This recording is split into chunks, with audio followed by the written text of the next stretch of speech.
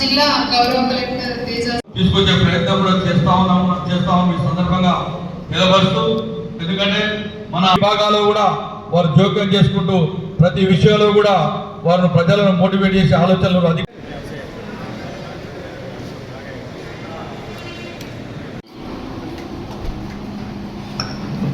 మన జిల్లా గౌరవ కలెక్టర్ తేజ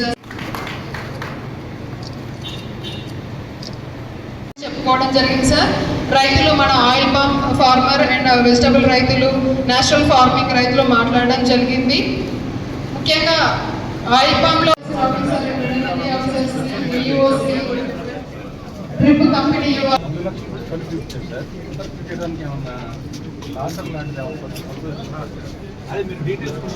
ఆస్కారం ఉంది సందర్భంగా తెలియజేస్తుంది.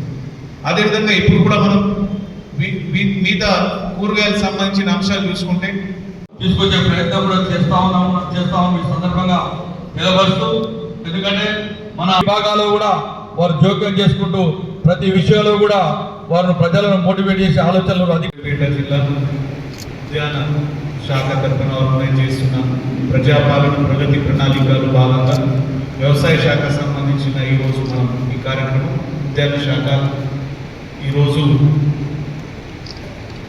ఈ ప్రోగ్రాంకి కేంద్రంలో జరుగుతున్న అంశాలకి ఇంకా ఉన్నతంగా ముందు తీసుకుపోవడానికి ఈ ప్రజాపాలన ప్రగతి ప్రణాళికలో భాగంగా ఈ వారోత్సవంలో వ్యవసాయం సంబంధించిన అంశాలు మనం చర్చిస్తూ ఉన్నాం. ఈరోజు దీంట్లో ప్రత్యేకంగా ఉద్యాన శాఖ తరఫున కొన్ని ముఖ్యమైన అంశాలు, దీంట్లో ఒకటి ఆయిల్ పామ్ సంబంధించిన సాగు విస్తీర్ణం మన జిల్లాలకి పెంచుకోవడానికి, రైతులకి వాటికి సంబంధించి అవగాహన కల్పించుకోవడానికి మనం ప్రత్యేకంగా ఈ మీటింగ్ ఏర్పాటు చేయడం జరుగుతుంది. అదేవిధంగా వ్యవసాయ రంగంలో పనిచేసినప్పుడు అక్కడ హార్టికల్చర్లో కూడా ఉద్యాన శాఖ తరఫున వివిధ కూరగాయల పంటలు కావచ్చు, వివిధ పంటలు కావచ్చు, మన రాష్ట్రంలో మన దేశంలో చాలా ఎక్కువ డిమాండ్ కూడా ఉంటుంది. దాంట్లో ఎలాంటి డౌట్ లేదు. కానీ వరి పంటలు కూడా కొన్ని ప్రత్యేకమైన వెరైటీలు ఎక్కువ మార్కెట్లో విలువ ఉంటుంది, దాంట్లో ఎక్కువ ఫార్మర్స్కి బెనిఫిట్ అయ్యే ఆస్కారం ఉంటుంది. మీకు తెలిసిన విషయం.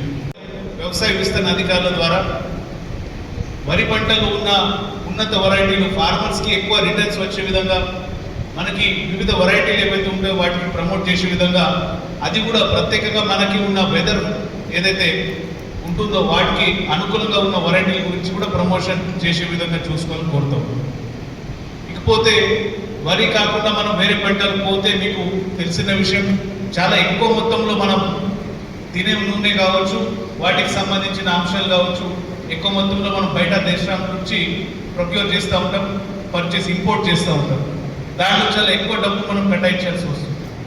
భారతదేశం రైతుల దేశం ఉన్నప్పుడు కూడా మనం రోజు వాడే నూనె మనం బయట నుంచి తీసుకుంటున్నారంటే అది కొంచెం ఆలోచన చేయాల్సిన అంశం.